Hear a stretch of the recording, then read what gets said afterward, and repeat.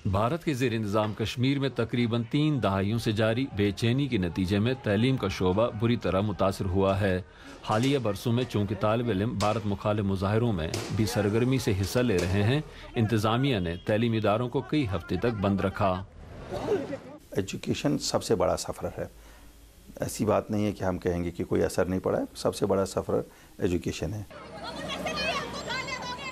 माहिरीन का कहना है कि वादी कश्मीर की नौजवान नस्ल जहनी दबाव का शिकार है, क्योंकि इलाके में आए दिन पेश आने वाले तशद्दुद के वाक़यात इनकी सोच पर बराह रास्त असर डाल रहे हैं और इन्हें सड़कों का रुख करने के लिए मजबूर करते हैं।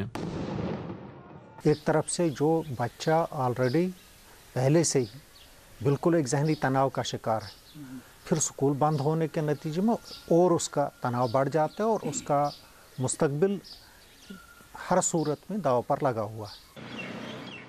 नाक़दीन का कहना है कि हुकूमत तालिब इल्मों में पाए जाने वाले हेजान को दूर करने के लिए इक़दामात उठाने की बजाय तैलीमी इदारों को बंद करने का मुख्तसर रास्ता इख्तियार कर लेती है।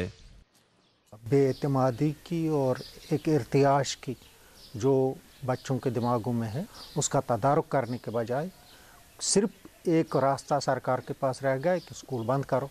स्कूल खोलना तो सरकार की जिम्मेदारी है ही, लेकिन स्कूल खोलने के साथ साथ, कॉलेज खोलने के साथ साथ सरकार की जिम्मेदारी ये भी है कि वो उन चीज़ों का तदारुक करे जिनकी वजह से तलबा में हैजान पैदा होता है।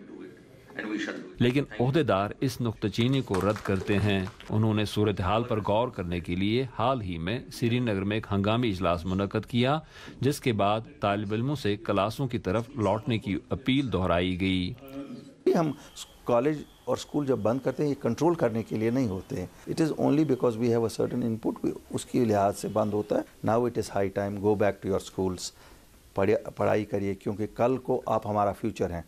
आप हमारा फ्यूचर हैं। अगर आप अनपढ़ रह गए तो ये सोसाइटी पूरी अनपढ़ रह जाएगी। जुबैर डार के साथ यूसुफ जमील, उर्दू VOA, श्रीनगर।